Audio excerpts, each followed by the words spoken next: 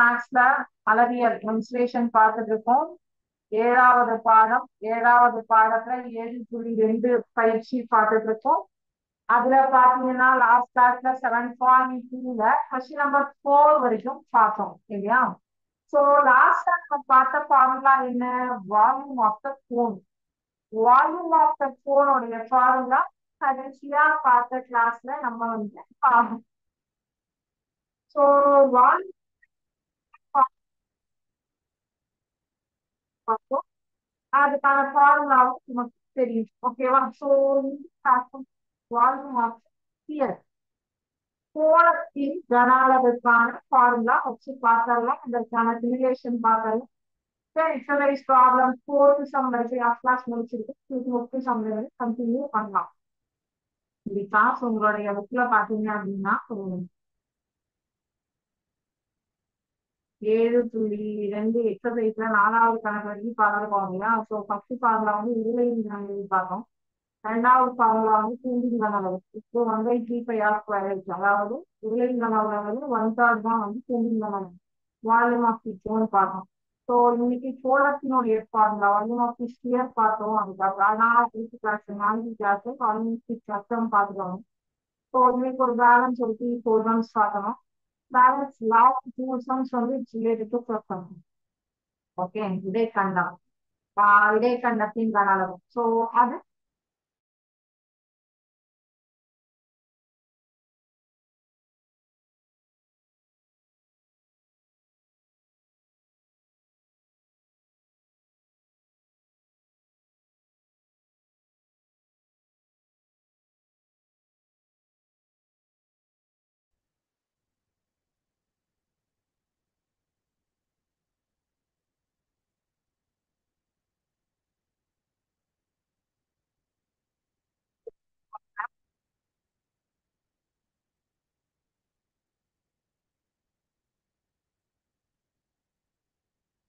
Volume of the ஸ்பியருக்கான simulation.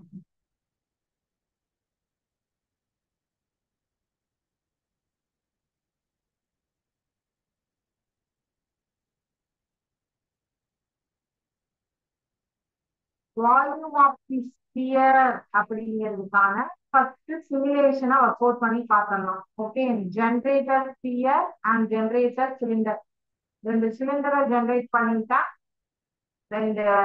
ஒரு ஸ்பியரையும் generate பண்றத பால்.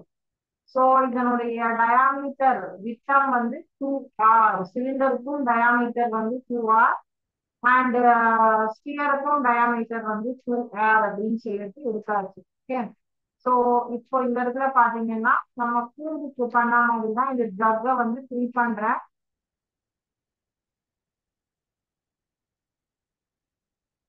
ஸோ இந்த பால் வந்து ஃபில் ஆகி இந்த சிலிண்டர்ஸ்ல எவ்வளவு டைம்ஸ் வந்து பால் வந்து ஃபில் ஆகிறது எடுத்துக்கிதுன்னு பாருங்க. ஸோ 1 டைம் பால் ஃபில் ஆகிடுச்சு. அந்த ஸ்பியர் கோள வடிவ பொருளில் புள்ளியாக இருக்கக்கூடிய துகள்களை இந்த சிலிண்டருக்கு கன்வெர்ட் பண்ணியாச்சு, மாற்றியாச்சு. ஓகே,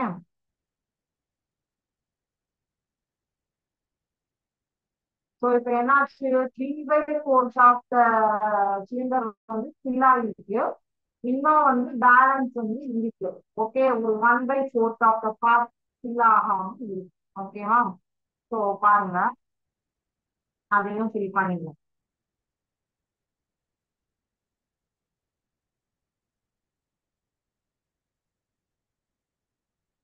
இந்த இதுல வந்து பேலன்ஸ் இருக்கிறத இதுலயும் கொட்டிட்டு அதுக்கப்புறம் தான் திருப்பி 3வது டைம் தான் இதுல கொண்டு. ஸோ அகைன் இதுலயும் வந்து 3/4 2வது சிலிண்டர்லயும் ஃபில் ஆகும்.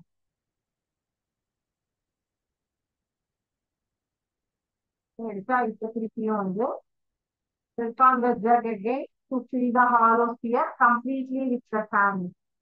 ஸோ திருப்பி நீங்க கிளிக் பண்ணி கம்ப்ளீட் பண்ணணும். அந்த மண் துகள்கள் அதற்குள் அடங்கி இருப்பதை வந்து கம்ப்ளீட் பண்ணணும்.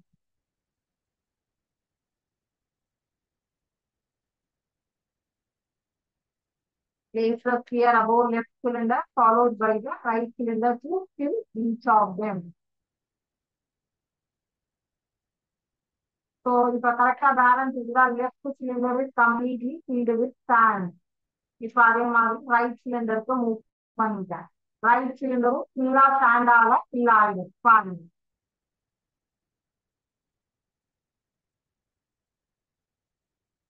So left cylinder is completely filled with sand and right cylinder is completely filled with sand. Next to that.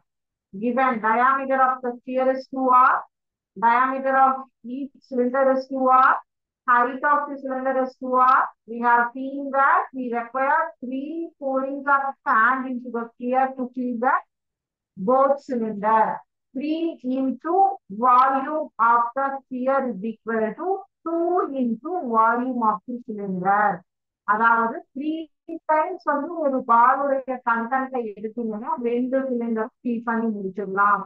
அப்ப 3 to 1 of 6 is equal to 2 into 1 என்ன ஃபார்முலா r ஸ்கொயர் இருந்துச்சு. அப்ப 2 into 5r cube ஏன்னா இங்க 3 இருக்கு இல்லையா, 3 times வந்து ஸ்பியரை வந்து யூஸ் பண்ணிருக்கோம் இல்லையா. அப்ப இங்க ஆருக்கு பதிலா 3 times 2 into 5r cube into 2 times of h is equal to 2r.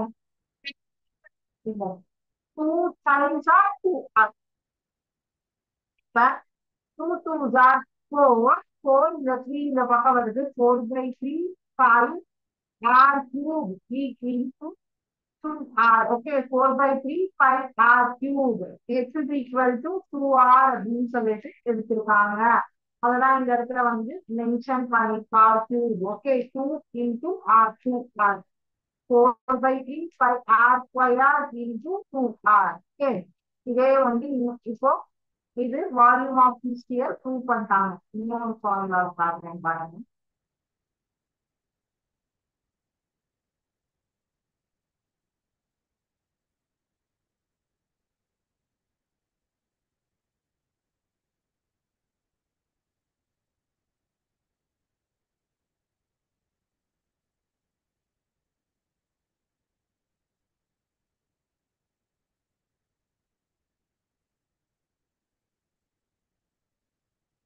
பாருங்க, இப்போ இங்க என்ன இருக்கு? 4 கூம்புகள் இருக்கு, ஒரு ஸ்பியர் இருக்கு. Each cone has at base a circle of radius r and its height is equal r. So its volume is 1 by 3 pi r cube. இப்போ இந்த 4 கோன்ல இருக்கக்கூடிய உங்களுக்கு துகள்கள் அனைத்தும் ஆனது இந்த சிலிண்டரை ஃபில் பண்றதுனால என்னாச்சு? 4 by 3 pi r cube. 4 into volume of the cone, volume of the sphere. இதுவும் ஒரு மெத்தட் இருக்கு. So 2 into volume of the cylinder is equal to volume of the sphere அப்படிங்கிறது இருக்கு. ஸோ ஒன்றுக்கு ஒன்று இது எல்லாமே தொடர்புடையது. இதையும் பாருங்க, இது லோட் ஆயிடுச்சுன்னா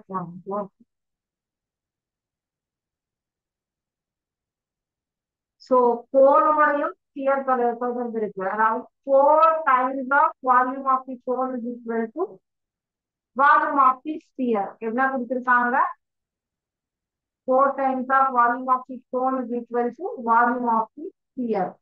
அப்போ இங்க பாருங்க, இந்த பாலை வெளியில எடுத்துட்டேன். வால்யூம் சிலிண்டருக்கு ஃபார்முலா 2πr cube. இப்போ வால்யூம் ஆஃப் தி ஸ்பியருக்கு formula 2/3 of volume of the cylinder. அப்ப 2/3 into 2πr cube போட்டீங்க 4/3 πr cube. ரொம்ப ஈஸியா புரிஞ்சுக்கிட்டா? இல்ல இன்னொரு alternative calculation, volume of the cylinder minus volume of the water போட்டீங்கன்னா வால்யூம் ஆஃப் தி சிலிண்டர் என்ன? 2πr cube minus 1/3 of the water fill ஆயிருக்கு. 1/3 of 2πr cube. அப்போ இந்த what overall volume minus and the 1/3 of the again overall volume போட்டீங்கன்னா 2πr cube minus 2/3 πr cube அப்படின்னு இது. அப்போ 2 இந்த 4πr cube அப்படிங்கிறது ஆல்டர்னேட் கால்குலேஷன். ரெண்டு ஸோ ஸ்பியரும் சிலிண்டரும் ஒன்றுக்கு ஒன்று தொடர்புடையது. அதே மாதிரி ஸ்பியரும் கோனும் ஒன்றுக்கு ஒன்று தொடர்புடையது அப்படிங்கிறது நீங்க கொடுத்துருக்கிற சிமுலேஷன் வச்சு பார்த்துட்டீங்க. ஓகே, ஸோ இப்போ சிமுலேஷன் முடிஞ்சிருச்சு.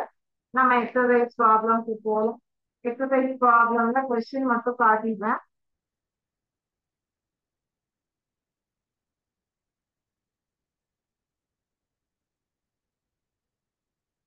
நாலாவது கேள்வி வரைக்கும் பார்த்துட்டோம்.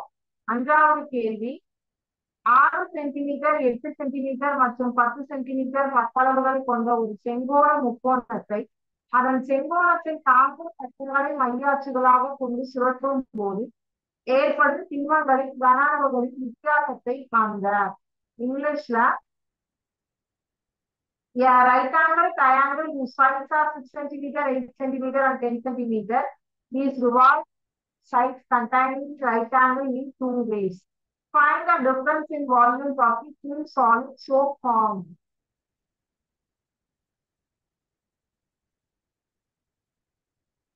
ஒன்னு ஒன்னா எழுதுறேன், அப்பதான் உங்களுக்கு புரியும். ஓகே,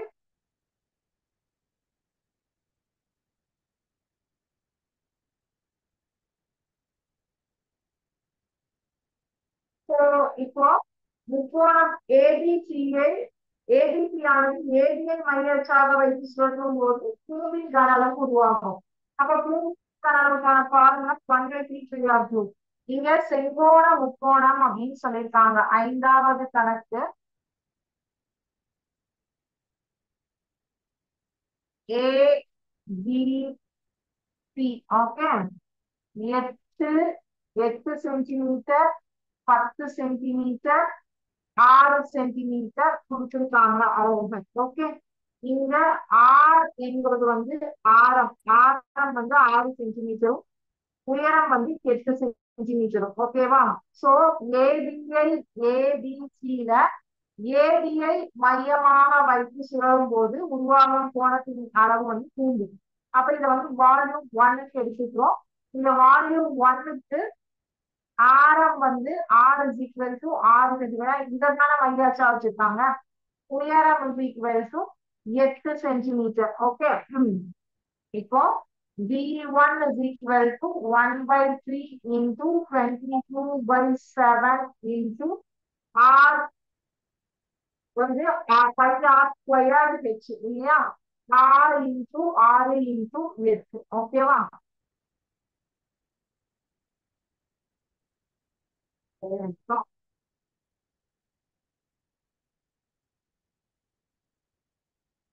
சோ இப்போ இந்த இடத்துல நம்ம கால்குலேஷன் அப்ளை பண்ணிக்கலாம். சரிங்களா?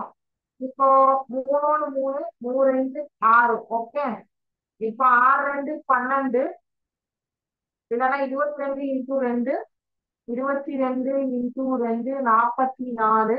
8 6 48. சோ 44 48 மல்டிப்ளை பண்ணணும் இல்லையா? So 44 into 48 equal to 2112 divided by 7. ஓகேவா? சோ இப்போ இந்த 7ஆல இதை கேன்சல் பண்ணும்போது என்ன வரும்?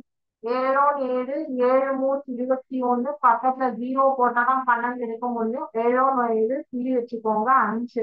அப்போ 7 7 49. அகைன் வந்து 1 பேலன்ஸ் இருக்கும். 7 7. சோ இப்படியே போயிட்டே இருக்கும். அப்ப இது என்னது?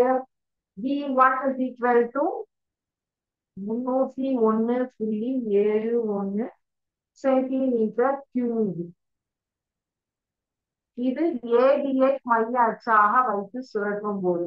அடுத்தது பிசிஐ மைய அச்சாக வைத்து சுழற்றும் போது அப்படியே தலைகீழாமலும் ஆரம் வந்து 8, உயரம் வந்து 6ன்னு மாறும். ஓகே, B2 எடுக்கும் போது ஆரம் = 8 சென்டிமீட்டராகவும் உயரம் h 6 சென்டிமீட்டராகவும் இருக்கும். சரிங்களா? அப்போ இப்போ இந்த இடத்துல V2 ஆனது என்ன? V2 = 1/3 into 22/7 into pi r squared h. 8 into 8 into 6 சரியா? ஸோ 3 3 3 2 6. 8 64. 64 into 22 44. 64 into 44 பெருசுங்க அப்படின்னா ஆக்சுவலி 2816 வரும். Okay, 2000 B2 is equal to 2816 divided by 7. 7 7 7 4 28. இப்பவும் அடுத்த நம்பர் எடுக்கிறதுக்கு முன்னாடி 0 தான் போடணும். 7 2 14 பேலன்ஸ் 2 7 2 14 மீதி 6 இருக்கும். 7 9 7 இல்ல மீதி 7 இருக்கும். 9 7 63. சோ அப்போ 9 திருப்பி தான் ஷோ ஆன் போயிட்டே இருக்கும். அப்ப இது என்ன சொல்லுவோம்? V2 is equal to 402 centimetre cube. So volume 1 ஏபிஐ மையாச்சாக வைத்து சுழற்றும் போது, வால்யூம் 2 ஏ பிசிஐ மையாச்சாக வைத்து சுழற்றும் போது போட்டாச்சு. இப்ப கன அளவுகளின் வித்தியாசம் தானே கேட்டிருக்காங்க.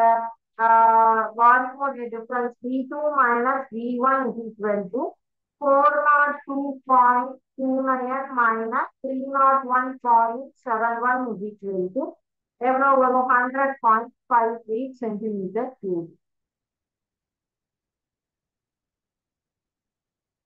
100.58 சென்டிமீட்டர் கியூப். ஓகேவா? சோ இதுதான் வந்து இரண்டு உருவாக்கப்படும் புதிய கோண கன அளவுகளின் வித்தியாசம். ஓகே. சோ அடுத்தது 6வது கணக்கு. ஓகேவா?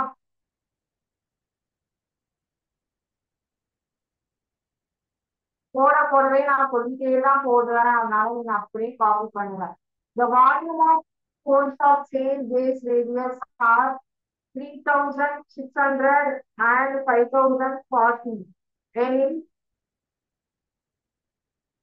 find the ratio of the height. Okay. சம ஆரங்கள் கொண்ட இரண்டு கூம்புகளின் கன அளவுகள் 3600 கன சென்டிமீட்டர் மற்றும் 5040 கன சென்டிமீட்டர் உயரங்களின் விகிதங்களை காண்க. ஓகே.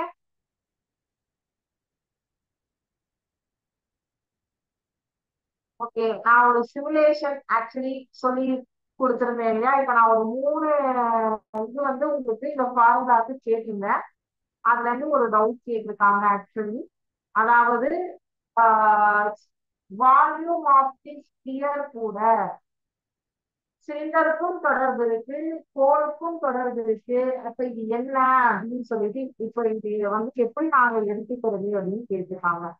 ஸோ ஆக்சுவலி உங்களுடைய வால் ஸ்பியருடைய ஃபார்முலா உங்களுக்கு தெரியும். அதாவது கோளத்தின் கன அளவுக்கான ஃபார்முலா உங்களுக்கு தெரியும். இப்ப நம்ம வந்து பார்த்த சிமுலேஷன்ஸ் வச்சு 4/3 pi cube 4/3 pi r cube கன இலக்குகள் அப்படிங்கிறது கோளத்தின் கன அளவுக்கான ஃபார்முலா. அதே மாதிரி கூம்பின் கன அளவுக்கான formula 1/3 pi r square h கன அளவுகள் அப்படின்னு உங்களுக்கு தெரியும். அதே மாதிரி உருளையின் கன அளவு நீரற்ற உருளையும் உருளையும் கன அளவுக்கான ஃபார்முலா வந்து அப்படின்னு சொல்லிட்டு உங்களுக்கு உருளையின் கன அளவுக்கான ஃபார்முலாவும் தெரியும் இல்லையா? சோ ஒவ்வொன்றுக்கான ஃபார்முலாவுமே உங்களுக்கு தெரியும். உருளைக்கு என்னது? 5r²h. இந்த ஃபார்முலாவை பார்க்கும் போதே நீங்க ஒன்றுக்கு ஒன்று தொடர்புடைய பார்க்கலாம். இந்த 4/3 மறந்துருங்க, இந்த 1/3 மறந்துருங்க. இந்த 5r²h வந்து சிலிண்டர்ல இருந்து அப்படியே கோனுக்கு டிரான்ஸ்பர் ஆகுது. இந்த ஹெச் வந்து இங்க வந்து R³ மாறிடுச்சு கோலத்துல. ஏன் என்றால் கோலத்துக்கு வந்து 4/3 5r³. இந்த இங்க இங்கேயும் ஹெச்ஆரே மெயின்டைன் ஆயிடுது. இங்க வந்து H is equal to 2r. அதனாலதான் இங்க ஒரு 6 இந்த ஃபார்முலா கூட ஒரு 2 மல்டிப்ளை ஆயிடுச்சு. சரிங்களா? பிகாஸ் ஏனென்றால் கோளத்துக்கு உயரம் கிடையாது. ஸ்பியர் ஷேப்ல பால் வடிவத்துல இருக்கிறதுக்கு வந்து உயரம் ஹைட் கிடையாதுங்கிறதுனால ஆரப்ப வந்து ஹைட்டை வந்து 2r அப்படின்னு நம்ம கன்சிடர் பண்ணி எடுத்திருக்கோம். ஸோ அதனால நீங்க இதுல இருந்து எடுத்தாலும் இது மூன்றுமே ஒன்றுக்கு ஒன்று தொடர்புடையது. அடுத்த கிளாஸ்ல நீங்க பிரச்சம் பாத்தீங்க. பிரச்சம் இது கூட அதாவது இடைக்கண்டம் அப்படின்னு சொல்லுவோம். அதாவது அது கூடவே பண்ணி வச்சா மாதிரி ஒரு ஷேப் இருக்கும். இங்க வந்து இப்படி வந்துருச்சா இது கூண்டு. இதே கஷ்டம் வந்து இதை எடுத்துட்டோம்னா இதுதான் கஷ்டம், இடைக்கண்டம். சோ இது ஒவ்வொன்றுமே ஒன்று தொடர்புடையது. நீங்க இது இந்த சிமுலேஷன் பாக்குறதுனால உங்களுக்கு இந்த தொடர்பானது ரொம்ப அழகா தெரியுது. இதே இல்லைன்னா okay volume of the cylinder pi r square h, volume of the fluid 1/3 pi r square h, volume of the sphere 4/3 pi r cube, இப்படியும் இந்த மனப்பாடம். பட் இது எப்படி வந்தது அப்படிங்கிறது நீங்க பார்க்கும்போது இதுக்கு அது ரொம்ப ஈஸியா அண்டர்ஸ்டாண்ட் ஆகும். இது ஒவ்வொன்றும் ஒன்றுடன் ஒன்று தொடர்புடையது. இப்போ நீங்க கேட்ட கேள்விக்கான விடை வந்து கரெக்டா கிடைச்சிருக்கும்னு நினைக்கிறேன். இந்த சிமுலேஷனை நீங்க திருப்பியும் ஒர்க் அவுட் பண்ணி பாருங்க. ஸ்டேரிங் சர்ஃபேஸ் ஏரியாவுக்கும் நான் காமிச்சிருந்தேன். ஸோ சர்ஃபேஸ் ஏரியா அதேதான். ஓகேவா? Volume of the cylinder cone எல்லாம் ஒன்றுக்கு ஒன்று தொடர்புடையதுதான். எதுவும் தொடர்பு இல்லாமல் இல்லை. ஓகேவா? இப்ப 6வது கணக்கு பார்த்துக்கலாமா? சம ஆரங்கள் சேம் ஏரியா கொடுத்திருக்காங்க. R1, R2 இரண்டு தூண்களின் ஆரங்கள் radius of two cones.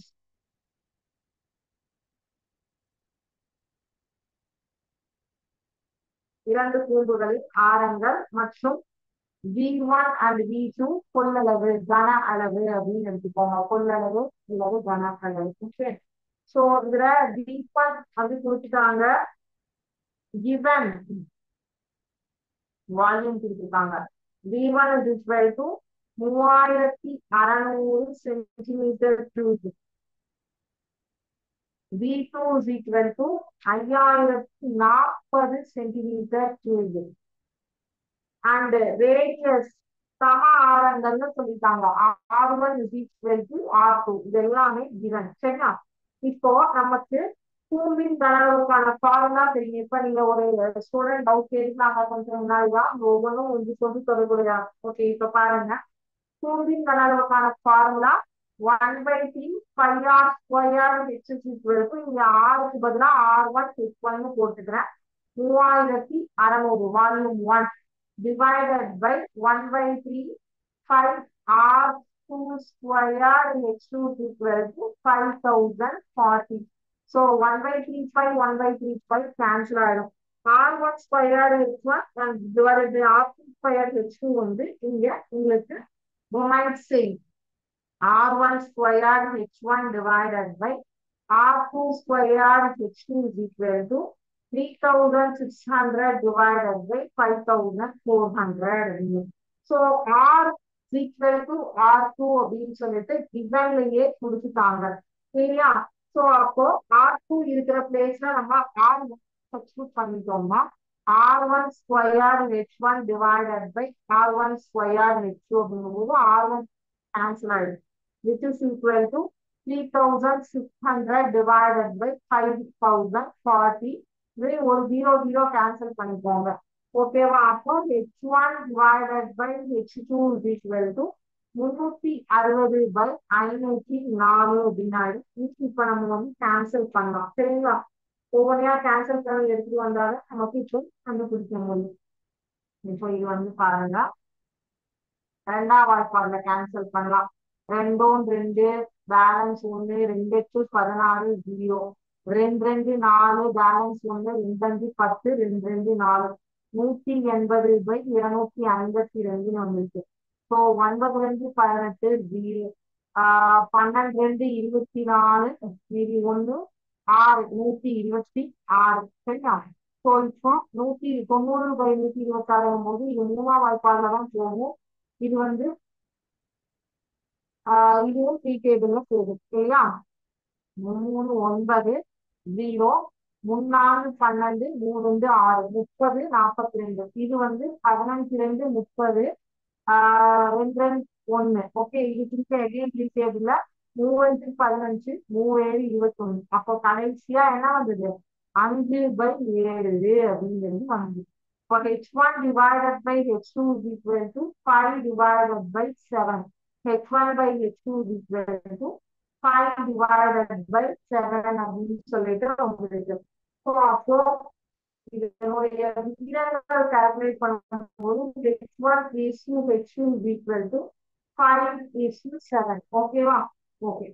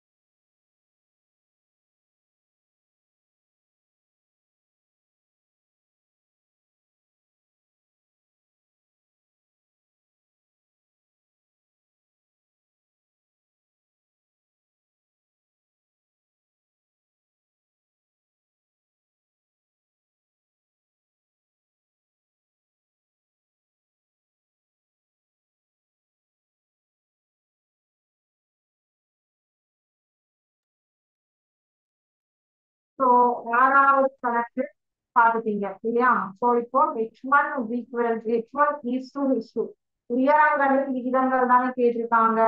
h1 is to h2 is equal to 5 is to 7.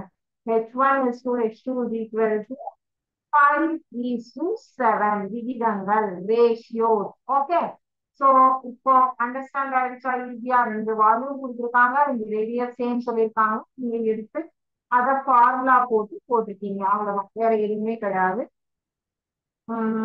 Okay. இந்த 360/sin04 நிறைய ஸ்டெப் வந்து இது பண்ணிக்கிறதுனால வந்து டவுட் கேட்டிருக்கீங்க. நான் திருப்பியும் ஒரு தடவை எக்ஸ்பிளைன் பண்றேன். பிகாஸ் ஒவ்வொரு நாளும் கச்சாட் பண்ணிட்டு வர முடியும். டைரக்ட் கேன்சல் பண்ண 180/252 வந்து நம்ம டைரக்டா கேன்சல் பண்ணோம்னா உங்களுக்கு கன்ஃபியூஸ் ஆகும் அப்படிங்கிறதுனால ஒவ்வொரு ஒவ்வொரு ஸ்டெப்பா வந்து பண்றோம். ஸோ அப்படி பண்ணாலும் உங்களுக்கு அண்டர்ஸ்டாண்ட் ஆகும். திருப்பியும் சொல்லுங்க. 360/504 கொடுத்துருக்காங்க இல்லையா? ஸோ இது கேட்டுட்டீங்க, திருப்பியும் ஒரு தடவை சொல்லுங்க. ரெண்டாம் வாய்ப்பாடுல 11 இது பேலன்ஸ் ஒன்று, 8 2 16 0, 2 2 4 பேலன்ஸ் 1 5 2 10 2 2 4. ஸோ 180/252 இது 9 2 18 0, 12 2 24 பேலன்ஸ் ஒன்று இருக்கு 6 12 6 2 12. இப்ப இது மூணாம் வாய்ப்பாடுல 3 9 0, 3 12 3 2 6. திருப்பியும் 15 2 30, 2 2 4 4 2 2. ஸோ 3 5 15 3 21. அவ்வளவுதான். ஸோ சிம்பிள் கால்குலேஷன் ஈஸியா முடிச்சோம். ஓகே. ஸோ இதுல உங்களுக்கு டவுட் கிளாரிஃபை ஆயிருக்கும்னு நினைக்கிறேன். ஸோ ஒருத்தங்க கேட்டுருக்கீங்க, அதை தான் நான் இங்க சொல்லியிருக்கேன். ஓகேங்களா? ஸோ நெக்ஸ்ட் சம் 7வது கணக்கு போலாமா? 7th question. 7th question நான் question ரீட் பண்றேன், நீங்க பாருங்க.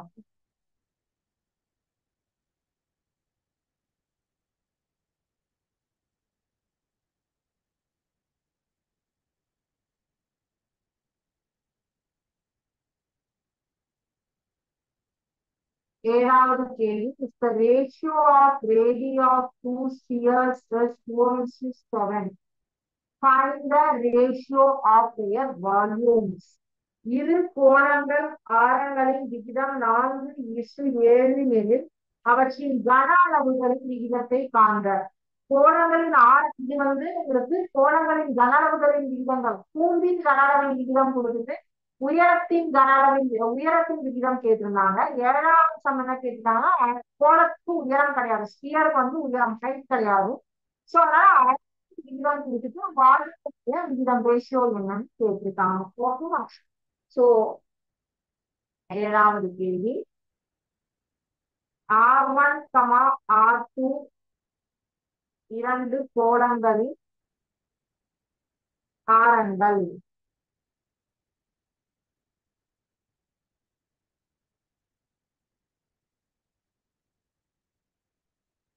என்க.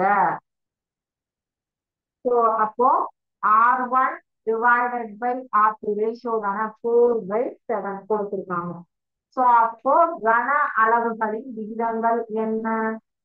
வால்யூம் ஆஃப் தி ஸ்பியர் உடைய ரேஷியோ என்ன? வால்யூம் ஆஃப் தி ஸ்பியருக்கு நமக்கு தான் இப்பதான் ஃபார்முலா பார்த்துட்டு வந்தோம். 4/3πr12 divided by 4/3πr23. So 4/3π cancel ஆகும்.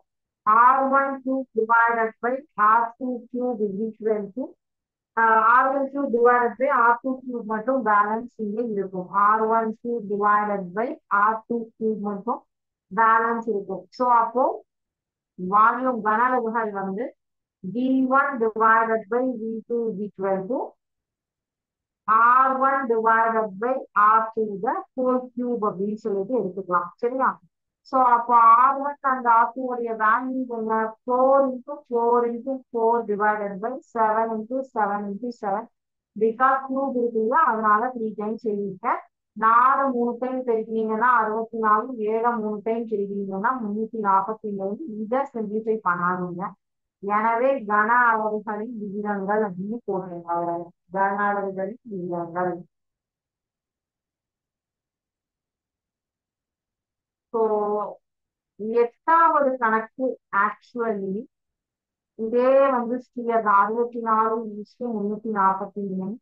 இந்த எட்டாவது கேள்வியில நீங்க ஹோம்ஒர்க்கா ட்ரை பண்ணுங்க. நான் அதுக்கான ஆன்சர் என்னன்னு சொல்லிடுறேன் உங்களுக்கு. ஓகேவா? அதுவுமே வந்து ஒரு திண்ம கோளம் மற்றும் திண்ம அரைக்கோளத்தின் மொத்த பரப்பு சமமானதாக இருக்குமான அவற்றின் கனஅளவுகளின் விகிதம் 3:4 அப்படின்னு சொல்லிட்டாங்க. ஸோ கோளத்தின் பரப்பளவு வந்து உங்களுக்கு தெரியும். அரைக்கோளத்தின் பரப்பளவு உங்களுக்கு தெரியும். Formula 4πr², 3πr². பரப்பளவு வால்யூம் கிடையாது. ஸோ பை ரெண்டு சைடு கேன்சல் ஆயிடுச்சுன்னா 4r1² = 3r2² இருக்கும். அந்த ரேஷியோவா R1 R2 எடுத்தீங்கன்னா √2 அப்படின்னு வரும். ஸோ அப்போ கோளத்தின் கனளவு டிவைடட் பை அரைக்கோளத்தின் கனளவு போட்டீங்கன்னா உங்களுக்கு இதே மாதிரிதான் எல்லாம் கேன்சல் ஆகி 3√3:4 அப்படிங்கிறது ப்ரூவ் ஆகும். அதை நீங்க ஹோம்ஒர்க்கா ட்ரை பண்ணுங்க. சேம் ஸ்டெப் தான் ஃபாலோ பண்ணணும், வேற எதுவும் கிடையாது. அப்படின்னா நம்ம அடுத்த கிளாஸ்ல வந்து என்ன பண்ணிடலாமே, ஆக்சுவலி வந்து அதுவுமே கோலமும் இதே கண்டம் 9வது சமம் 10வது சமம். ஸோ அது நாங்க 9வது தான் கொஞ்சம் டிஃபரெண்ட் பண்ணும். அதுவும் 10வது சமம் இதே கண்டமும் பார்த்தோம். 7.3 எக்ஸசைஸ் பண்ணலாம் அடுத்த கிளாஸ். ஓகே. ஸோ இந்த தவிர ஏதாவது டவுட்ஸ் இருந்ததுன்னா கேளுங்க. டவுட்ஸ் எதுவும் இல்லை அப்படின்னா இதோட முடிச்சு கிளாஸ் முடிஞ்சுது. Thank you student. வாழ்ந்த பாரதம்.